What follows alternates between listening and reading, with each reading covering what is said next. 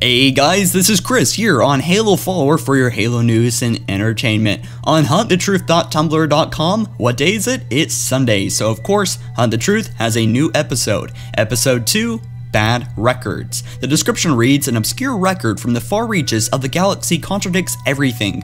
Government officials and conspiracy theorists weigh in. Stories of a remarkable young man are once again torn down by conflicting accounts. We also have a couple images of Katrina's diary, but first off, I do want to say, if you want a limited edition of Halo 5 Guardians, now is your chance to get one for completely free, pre-ordered, and shipped to your house. Simply go to @HaloFollower.com on Twitter. If you don't have a Twitter, just simply sign up and follow us. If you do, then great, just retweet our tweet and you are entered into the contest to win that Halo 5 limited edition. So for Katrina's diary, let's read into this, and then after that, I'm gonna play the episode. So it says, Dear Diary, tonight I am happy. I went to the green space with John, and we looked up at the sky and the stars came out. Now I missed him so much. He is so cute and so strong. He is nice. Good night. And the next one says, Dear Diary, today I am so sad. My stomach hurts. Everyone is sad. John is gone. He died. Mom said he was too weak and tired and his body must rest now. Why do kids die? I don't understand. I am sad. I will miss John. Good night. Now keep in mind that this is a very little girl saying this, which is Katrina, and of course in the last episode, which I'll link down in the description, I talk about this a little bit, that there is two girls, Katrina and Ellie, and the description under this actually says, these are just a few of the screens Katrina sent me after we spoke. Diary entries from when she was 7 years old, proving she knew John, proving she was there when John died, so-called died. So let me go ahead and play the episode. I hope you guys enjoy, and be sure to follow us on Twitter and retweet that thing for a chance to get a free Halo 5 limited edition. Have a great day. I couldn't believe it. According to the document I was looking at, John, the boy who would go on to become the Master Chief, died 41 years ago. My protagonist, the greatest hero of our time, was dead at 6. It was a major discrepancy, and I needed to find a way to fix it. I'm Benjamin Giroux, and this is Hunt the Truth.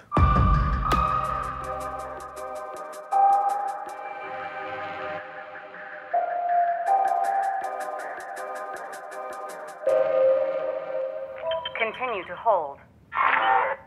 If you ever happen to obtain sufficient clearance to call the Office of Naval Intelligence, you'll be on hold for at least an hour.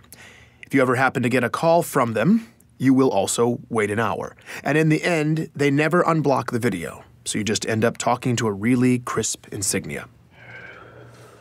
I am waiting to talk with Michael Sullivan, hoping he can help me with my little records problem. Continue to hold. And it's been 85 minutes. Michael Sullivan, also known as Sully, works for the ONI in public relations. If it seems odd to you that the most secretive agency in our government has a PR department, you're not alone. But that's not something I'd mention to them. Besides, Sully had hooked me up with the assignment in the first place. I was grateful for the opportunity. Office of Naval Intelligence. Public Relations. Ben. Hi, Sully. Hey, yeah, thanks for taking my call. Absolutely. How are the sources? Up until this point, I'd had no problems with the story. All my facts had been lining up nicely, but now I had an obscure document from the far reaches of the galaxy that listed John as deceased. This contradicted everything. I needed Sully to make it make sense, and thankfully, he did just that. Welcome to the outer colonies. Nothing makes sense out there. No, I know. It's just, I just want to make sure that I button up all the details. And that's what you're doing. Look, Ben, it's the far reaches of space out there, and the planet you're talking about was glassed to hell. You know just as well as anybody that if there are any local records, they're a mess. Okay, so I felt a little stupid. Sully was right. It's a real problem in the outer colonies. Planets destroyed by glassing have bad records. Every researcher knows this, and every researcher knows that questioning that fact is standard fodder for conspiracy theorists. It's a cover-up. That's Government Secrecy 101. That's a message I received last week from a man named Mishak Maradi. He's one of many truthers out there who've come out of the woodwork since I started doing this story.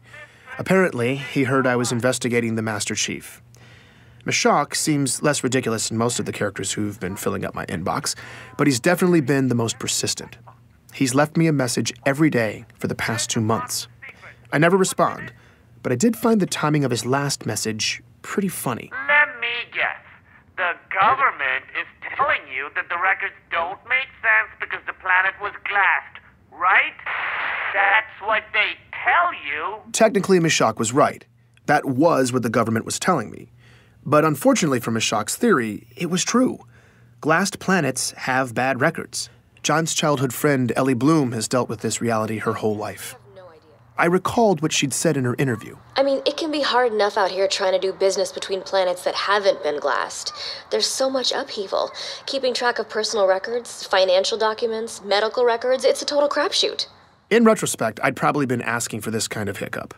Getting cute with the research, opening up a rat's nest of old paper records, and for what?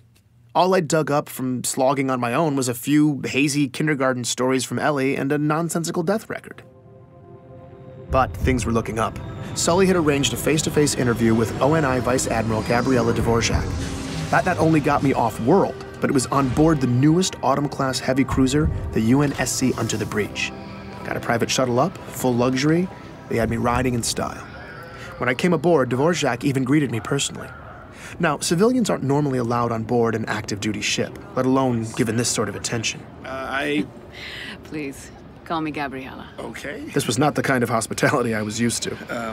What brings you way out here? Work.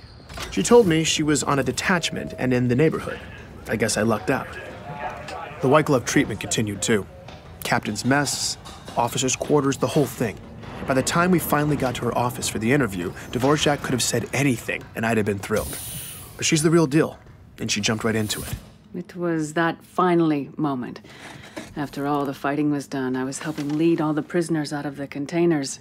As a lieutenant in the UNSC, Gabriella not only took part in the ground operations that freed John and countless others from the rebel labor camps in Elysium City, but she remembered the 13-year-old as well. She described the liberation. When you saw them, what had been done to them, you realized who you'd been fighting to save. The aftermath of it,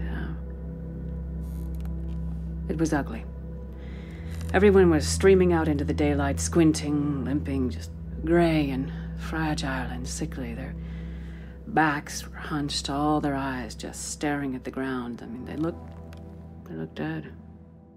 That's when she saw John. He was sticking out like a sore thumb. In the middle of all of this just beaten humanity, there's this tall, young kid walking toward me, towering over the others, his shoulders back, his eyes forward, and when he passed me, he looked right at me. Looked in my eyes. I mean, that doesn't sound like much, but that eye contact coming from someone in that moment who'd been in that circumstance was shocking. He looked malnourished and dehydrated like everybody else, but he was so young. And whatever had broken all these people, it hadn't broken him. In the aftermath, Dvorak remained stationed in Elysium City, working in the refugee camps. From the first day, John stepped up to help Gabriella with her duties. She came to know him well over the next several months. There was a point when he told me about his parents, that they'd been abducted along with him. He didn't say much, but they didn't make it.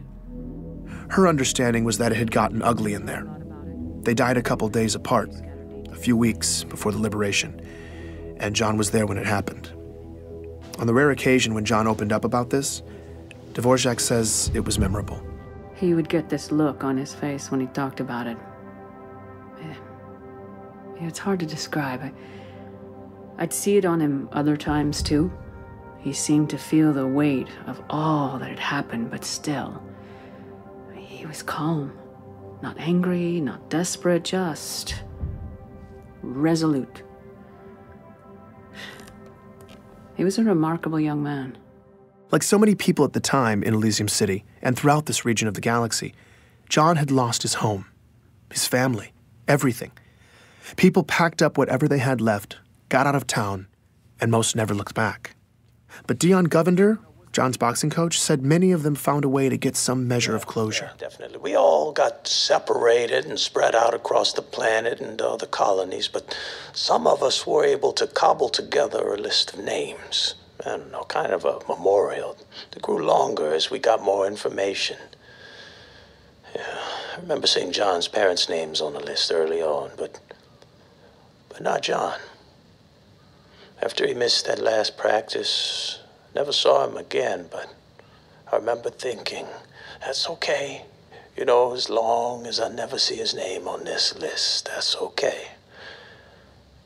And I never did. His will to survive left an impression on then-Lieutenant Gabriella Dvorak as well. I think John just didn't want to be a victim anymore. I remember him telling me he was going to enlist. He said he was going to make a difference. I've never been more sure of another person than I was of him when he said that. Out of the chaos of war, from the rubble, a young John was able to forge a purpose for himself. A purpose that would drive him to become the hero the galaxy would one day need him to be. This is the kind of turn in a story that gives me patriotic goosebumps. I was feeling genuinely moved on my trip back home. When I got there, though, Ellie Bloom was going to ruin all that for me. Hey, I just wanted to follow up with you about your story. I'm really confused. Okay, what's... Remember how I said I was going to tell my friend Katrina about it? Katrina was that other girl in John's neighborhood, the third wheel in Ellie's childhood stories of playing with John. Ellie had moved off planet in 2517, but Katrina had stayed. She said that John was dead. He died when he was 6. Wait, what? What? John was perfectly healthy, but then he just started wasting away. At first they thought maybe it was some autoimmune thing, and then they thought it was something else, and then something else, and then meanwhile he's getting all these tests, but the doctors couldn't figure it out at all, and his parents were panicking. It sounded horrible. Then John died. Just like that. I had no idea what to make of this.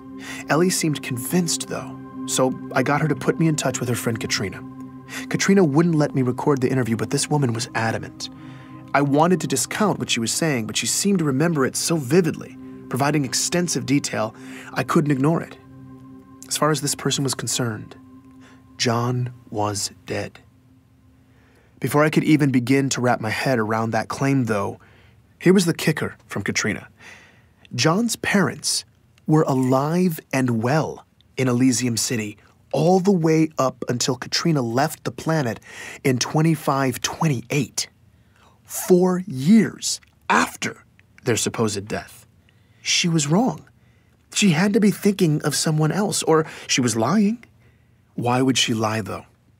I had to admit she seemed pretty convincing, but it didn't make sense otherwise.